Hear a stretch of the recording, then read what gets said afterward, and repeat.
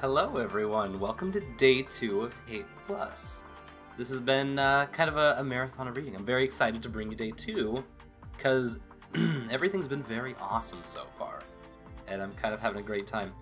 No makeup today. Today is going to be a little more reserved than day 1 was. But yeah, huge thanks to my aesthetician, the person who helped me put on my makeup yesterday, Savannah. Great help. She helped me learn new things, and I'm very excited about that I'll probably be exploiting about how to apply makeup in later episodes. So yeah, that's neither here nor there. We're learning while doing new Let's Plays, and just having a great time learning and playing with everything.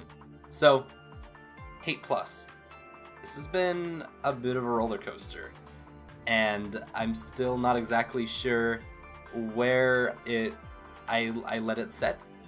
It's kind of extraordinarily critically engaging, especially because the systems involved and the places where I have the ability to control are not as the lines are not very clear. They're very blurred. A huge part of what I do, as you have been noticing through the Let's Play, is connecting dots, just solving the mystery on my own, and playing in my own way, taking play upon myself with what is given to me within the narrative chunks that I'm given. And so today we're going to do that more.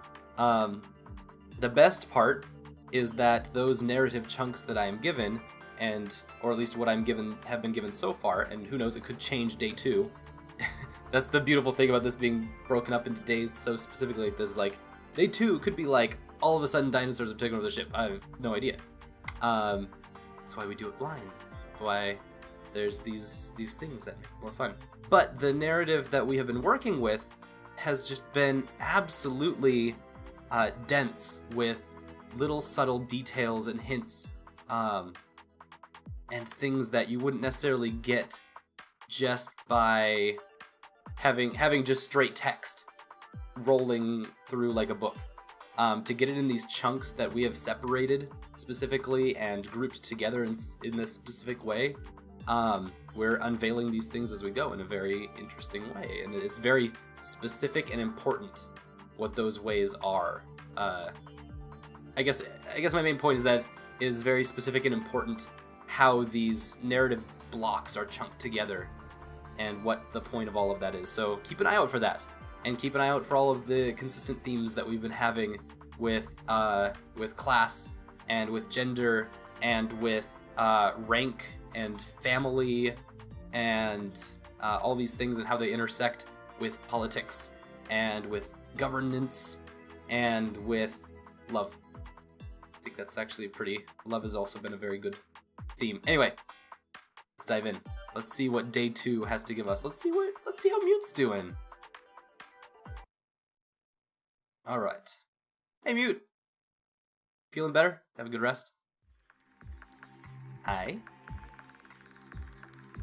All right, let's not waste any time. I'm anxious to read about what happened. Oh, she's all right. Let's do it. I don't think I have any new blocks. Okay, these are all the things we had. Unextracted files in view. Okay, so we've read probably about 16. We have 33 left.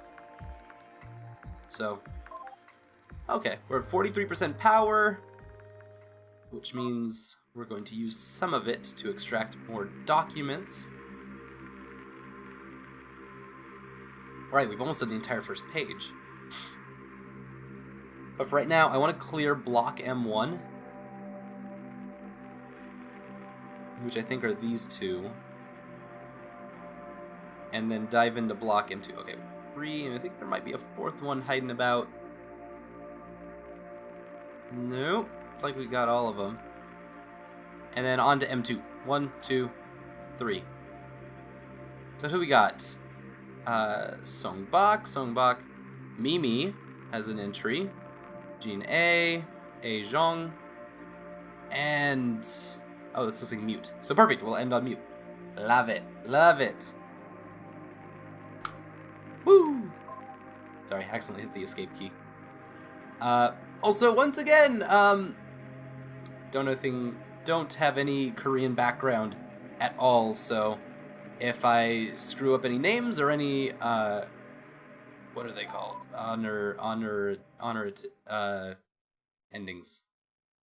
Those things. I'm learning. Making my way through it. Yeah. Honorifics. That's the word I was looking for. Or anything in that sort. Yeah. Good luck. Let's start with this. Fuck everything. Hangovers suck. Also, this is definitely an adult Let's Play. Just language-wise especially. But probably sexual content, if I were so bold. So, fuck everything. Hangovers suck! All told, I spent a lot more on that dinner than the 600 silver that I owed Mimi. There goes my whole first fucking paycheck after my big promotion. Totally worth it. Okay, quick rebound. Reminds me of someone I knew. It took an obnoxiously long time to track him down even after I worked up the guts for it. It turns out I was a lot braver with him while not sober, but even after working it up and asking Professor Kim to get in touch with him, I never heard a word back from that guy. After a few months, eventually I gave up. So this is Mimi, who I feel like Seung-bok seems kind of like a main character. We totally got hustled at cards, and he just rocked us. And Mimi's just or Seung-bok's like, don't care. Had a good time with a cute guy. And so, yeah, that's what we're playing with right now. I guess apparently he does not feel bad about it at all. Suddenly, near the end of my last shift of the week doing patrols of the plaza, I ran into him. Well, more like he ran into me, knocked me right over on my ass. I was about to curse him out, but then he offered me his hand and I realized who it was. Sorry, come on, hurry up, he said, helping me onto my feet. Then suddenly starting to run, still holding my hand, I had no choice but to follow him. I didn't want to let go and miss my chance. Don't miss your chance, Seung-bok! Don't miss it! We spent a good minute darting through corridors and between shops and even took a shortcut through a tea house. That was definitely the kind of shit I'd normally give someone a citation for. Nice! Bad boys. Anyway, eventually we stopped to catch our breath and he explained that he was running away from a couple of men who were angry at him because he'd cleaned them out gambling. Check the time. Officially off the clock. Let me make it up to you and buy you dinner. I said, in a perfect world where I'm actually as charming as he is and don't choke on my words in front of a pretty face. I'm not even going to write down what I actually said. I'm hoping by the time I read this again, I'll have forgotten entirely. Edit, that was wishful thinking. Poor kid. Take me to Golden House then, he said with a lilt to his voice. I don't think I can afford that, I tried to protest. Sure you can, you owe me. Big time, he said. After more back and forth that I relented, I pretty much had to. Fine, I'll take you to Golden House, but only because it'll clear my debt, I said. And because, honestly, I did want to. Deep down, I did want to impress him. Thing I wrote before sounds way more dirty than I meant. Me am no good with words. Anyways, I took him there, and while I don't really know much about Western-style food, it seemed pretty good to me. He just kept ordering more wine for the both of us. It's Western-style food. Dun dun dun. That's enough, that's the last one, I kept arguing, but then each time, he'd clasp my hands and say, it's not paid off yet. He could have said anything, really. My memory's kind of fuzzy on what I said to him on account of all the wine. The important part was that I was trying to very, very hard to impress him. So I got a promotion recently, I said, telling him all about how I was up on the rise and that my family promised that in a few years I'd surely make it into a really important position, maybe even guard detail for the council. Then it turned out he didn't really know how prestigious that sort of position is anyway. So I've been learning some Chinese characters lately, I said, telling him that we totally did have something in common after all. I may have left out the part where I have been having a hell of a time of it, and my tutor keeps giving me shit for not even half understanding how grammar is supposed to work. Honestly, it's all beyond me. Even if everyone says it's necessary to be functionally literate nowadays, I don't know how the fuck anyone can be. But even leaving that out, he wasn't impressed. Kind of problem with literacy normal? So, once again, the idea of what literacy is has been upped substantially to not just being Korean, but also Chinese literate. And it was very sudden shift. And so, Blur working on it. I was about to order another round for us, myself. Just by myself, but he stopped me. You've had enough, Mr. Security Officer, he said, grinning. Let's get out of here while you can still stand. There's still a ton of log left. She's as excited as I am. I want to see where this goes. I'll walk you home, I offered after paying. As we staggered out the door, he had to catch me. What an embarrassment. Oh, dear boy, I'll walk you home, he said, having to hold me up to keep me steady. I don't know what I would have done without him there. Even just walking the 5 minutes from the rail station to my home, but we got there, thankfully. That was fun, I told him from my open doorway. I'd like to do it again. You're kidding, right? I don't want to date you, he said. My heart sunk. I felt totally horrified and shitty. For the 3 seconds it took until he grabbed me by the collar, pulled me to his face, and kissed me, and not lightly either. I want you to invite me in. I don't remember what happened between the doorway and my bedroom. I guess we must have managed to sneak past my father and his dramas, gotten a bottle of much cheaper wine, without it being too weird. Somehow, I guess. Yup. Detailed description of a night's love affair. Somehow, I guess. The rest, I'm pretty sure I'm going to remember vividly.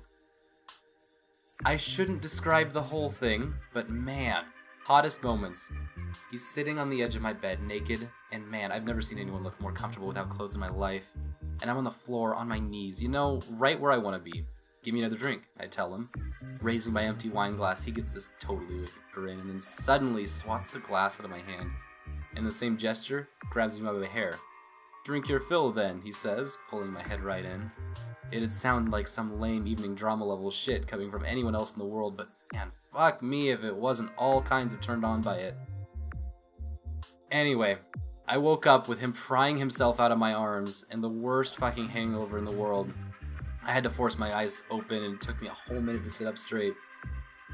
Hey, I mumbled. Going already? Stick around. Sorry, but I have to go, he said, typing something into my computer screen. I'll make you breakfast, I offered. He just laughed. No, you won't. You're a spoiled little rich noble boy, he said, wagging his finger at me. You don't even know how. You'll just get your maid to do it. No thanks. I wondered if I'd ever see him again. I've never had a one-night stand before. I don't want to, ever. I'm sure they're not something I can deal with at all, and god damn if that boy didn't do a great job at weighing heavily on my mind. Then I realized that the clothes he was putting on seemed way too baggy for his skinny body. I rubbed my eyes. Those are actually my clothes, I said. Yeah, I know, he said. He responded, not stopping. I just kind of stammered, not really sure how to respond to that. Go back to bed, Mr. Security Officer. You really need it, he taunted me. If you want your clothes back, come pick them up from the address I put in your computer. Then he waved and walked out. I was still way too groggy to follow, but oh man, I'm still excited. He does want to see me again. I'm so glad. Honestly, the hangover is still killing me. And holy shit, I can't believe this. I spent that much money at a restaurant, but well, who cares? Totally worth it. Guess even in the barbaric past, men's natures didn't change. You're loving it. Hush now. Yee! That was just the first one today. And I couldn't be more satisfied. Now that we have a strong grasp on a lot of the characters, things are gonna get fun. Very excited.